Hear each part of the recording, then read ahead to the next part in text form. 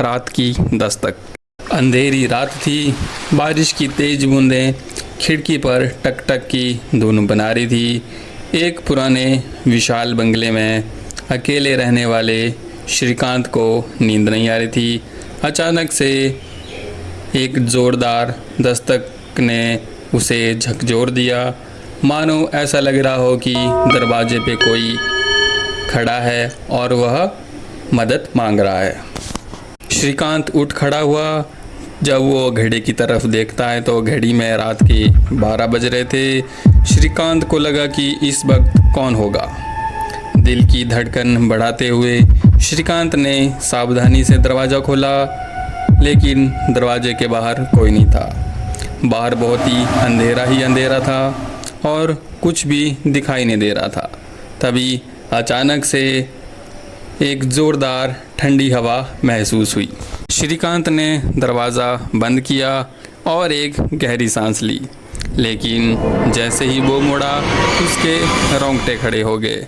सामने दीवार पर उसे एक अजीब सी परछाई दिखाई दी। वो परछाई धीरे धीरे बड़ी होती जा रही थी। डर के मारे श्रीकांत चीख पड़ा, लेकिन परछाई ने धीरे धीरे अपना आकार बढ़ाना शुरू किया।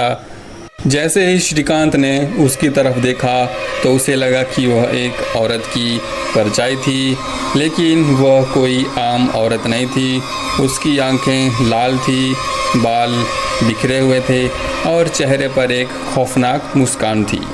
तभी अचानक उस औरत ने धीरे से बोला कि तुमने मेरा घर छीन लिया है और अब मैं तुमसे इसका बदला लूँगी। श्रीकांत अब ज़ोर ज़ोर से चिल्लाने लगा। वह पीछे हटने लगा, लेकिन जैसे ही वो पीछे हटता धीरे धीरे वो औरत उसके पास आती जा रही थी। अचानक से बंगले की बिजली चली गई। बंगला अंधेरे में डूब गया। सिर्फ बारिश की आवाज़ और श्रीकांत की तेज़ सांसें सुनाई दे रही थी। अगली सुबह पुलिस को बंगले में एक लाश मिली। वो श्रीकांत की ही लाश थी। उसके चेहरे पर वही खौफनाक मुस्कान थी जो रात को उसने देखी थी। कहते हैं कि आज भी रात के समय उस बंगले में एक औरत की चीखें सुनाई देती है और वह कहती है कि मैं अपना बदला पूरा करके ही रहूँगी।